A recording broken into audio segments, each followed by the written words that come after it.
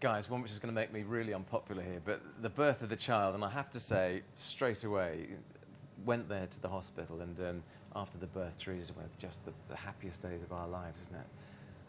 Yeah. And it actually wasn't. Hand on heart, it absolutely wasn't the happiest.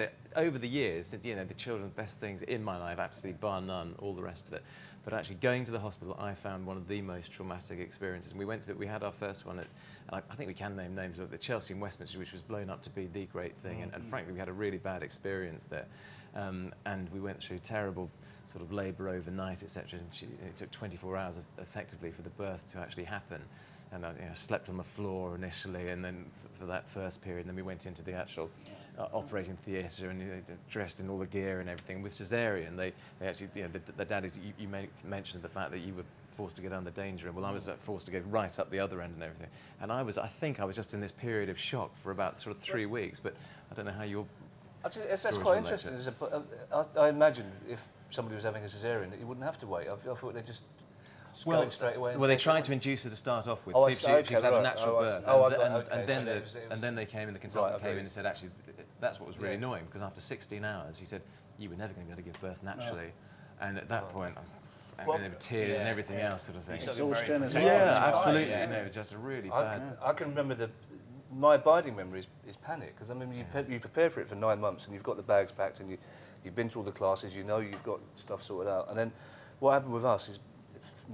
It became a very odd experience. I can't drive, so my dad took us. So we phoned him up, so the waters broke, come round. My wife and my dad had a massive argument in the car on the way there about which was the best route. She's facing backwards, breathing deeply over the plastic ball. He's going, and she's going, which way are you going? And he's going, the way I always go. And then there's a massive row. Which I made him stop the car. So this is ridiculous. I'm terrified. I'm panicking here. So we got there, but everything was quite easy for her. It was a lot of women at home will probably hate me saying this, but she was only in labour for 2 hours. But then right at the end, we had a huge problem. His heart rate disappeared, and all these machines came in from nowhere, and no one was telling me what was going on. So I was kind of panicking. But the thing I found most odd about labour was afterwards, and it took me a year before I told anyone this, because I thought I was the only one. I thought I was a villain, because I didn't feel an overwhelming sense of joy. I didn't feel that it had been the best experience of my life. I felt that it had been. I was aware that I'd been chattering inanely all the way through it, because I just obviously through nerves and making a foolish attempt to lighten the atmosphere in the room, which is not always a good thing to do. As at one stage, one of the nurses said to me, "Do you want to video the birth?" And I foolishly said, thinking this will break the ice, well, no, she wouldn't let me film it going in. I'm not going to film it coming out. Which, wasn't the best thing, because obviously the nurse and the midwife were feminists, and my wife was just like, would you stop making jokes about everything? But it was a bizarre experience, because the actual physical bit wasn't difficult. I mean, of course, there was pain involved. I'm not belittling the amount of pain involved, even though my dad didn't help by saying, well, in China, they just go out the back in the paddy field and drop the baby. Why are you making such a fuss? Oh, God almighty. But so the actual labour experience wasn't a bad one, but I was just, all the way through, I kept thinking, I'm a bad man, because I'm not feeling elation, I'm not feeling joy here. And then even when Ed was in my hands, I was like, oh, brilliant, I'm really pleased, but there was no hallelujah chorus, and I was kind of, for a year, I thought I was the only one. I really thought, God, I'm a callous, hard-hearted man. You're not. It's okay, the two of us. Well, I'm delighted to hear that. So. My first experience was a breeze, and the second was even more of a breeze again. Well, of course it is for us, I suppose, isn't it? I mean, that's the thing. It's forever. It's a wonderful experience for me. But no, I remember being at work and getting a call, and my wife said, right, I'm going into labour, I'm getting down the hospital straight away.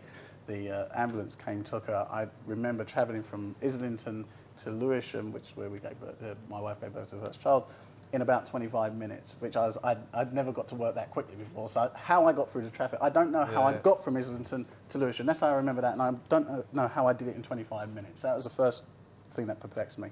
To actually get in there, and that she had the gas canisters next to her, and she was already sort of sat up in the position. By this time, my mother and my sister had turned up. Shirley was in some pain, obviously, and obviously baby was coming.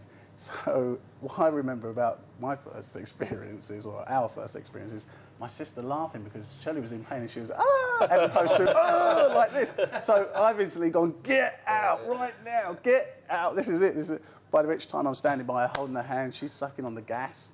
And, you know, apart from all the sort of heaving and pushing and everything, 4 hours later she delivered with you know, again, all the pain. The pain thing's very interesting because Ali had a lot of discussion with some women who made her feel very bad because first thing Ali said to the midwife, I want every bit of pain relief going. I want it. I don't want it to hurt. Anything you can do to alleviate the pain. And the midwife actually said, well, a lot of women, you know, like this. She said, I don't care. And friends of hers, and she genuinely felt this. People had made her feel bad for not wanting the pain, as though somehow it wasn't a valid experience. Childbirth wasn't a valid experience if it didn't hurt. And isn't it amazing how reluctant, sorry to cut across you, reluctant they are to give it? I was like, hold on a second. Absolutely. Pethidine, epidural, kind of gas, you kind of, all new words to me at the time. I'm like, Have a lot, Dad. But no, of course, the last thing you want to see is your wife in pain. But there's people saying, well, you can't respond to the midwife's suggestions properly if you're not in pain. It's rubbish. And she really felt that, again, because she really wanted to breastfeed. And in the first couple of days, it looked like she might not be able to. And she was devastated because people had made her feel that, if you can't breastfeed, then you're not a proper woman, you're not bonding. The whole breastfeeding it's shocking, I know. What was your experience of the actual birth, was that? Kirsty was, my 12-year-old was complicated. She had complications like yourself, where the umbilical cord was trapped and they had to sort of pull her out with forceps, and that was obviously a traumatic experience. And the thing is then as well, that whole area was shielded as well. But 12 years ago, it wasn't allowed anywhere near there. So I kind of thought, this is going to be fine when Harry's born. I'm not allowed down there anyway, so it's fine. Got to the hospital, there's no curtains or anything. And it's like, oh, look, the head's coming out. But to actually, I'm a bit, I can't watch Casualty or anything. I can't do it. But actually, when I saw his head there, it wasn't there a minute ago, then it's there, and then it's in the room. And it was incredible. I remember wearing this George Clooney hat. Well, I remember having this shirt and it was just covered in perspiration because it's a kind of push, come on, and you're getting behind the nurses and everything. And again, we had a bit of a complication, and you talked about having a slight snip there, and she had to have that. And I was down that end. I took everything in. I'm quite kind of like, I want to take everything in. I was like, wow, is that what happens? It's so brutal. It's like a snip, and then come on, give us another push, and it's like.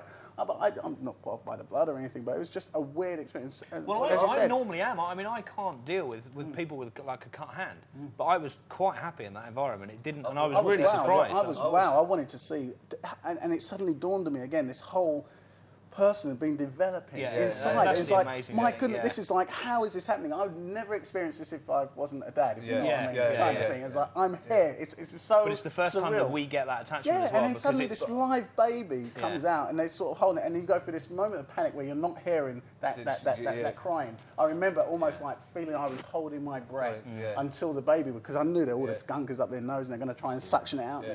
And I just remember, it seemed like I was holding my breath. Why isn't the baby crying? Why isn't they all come out and you see it on television, they sort of give it a slap on the back. So now she's not breathing. And at the same time, I'm very conscious. I didn't want Shirley to panic by it, but unbeknown to me, she's just happy to have the bloody thing out there. You know, she's like, oh, whatever. And I'm like, no, I'm not going to show any emotion here because, you know, I don't want to panic her. And it has changed, hasn't it, as well, because actually with the caesarean as well, you're lucky because you actually get the baby to start off with. So the poor old mum who's lying there like that doesn't actually get it. So I had to be reminded actually that Teresa might actually want to see the baby.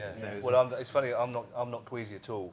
And when the baby was being born, I was absolutely fine. When the placenta came out, whoa. Well, there's a lot that happens afterwards, isn't there, that people just don't realise. And also there is that terrible sense of helplessness as well that you're not prepared for. The woman you love is in pain, and there's nothing really you can do beyond having your finger squeezed. You know. It's amazing because once you give over the baby, you are there, and you are sort of hands around, cup of tea, biscuit, calm down. You've done so well. It's a whole kind of connection. I've really felt the connection after. I was so proud of her, and I was so elated for her. I mean, that kind of. I remember that first hug, and as your missus and the baby, it's incredible. We've done it. It's almost like winning a lottery. Let's just agree that they couldn't do it without us there. I actually said that the doctor said it to me. We couldn't have done it because she wasn't pushing it. There's a lot of screaming, but she wasn't doing the push. I'm like, come on, girl, scream, push.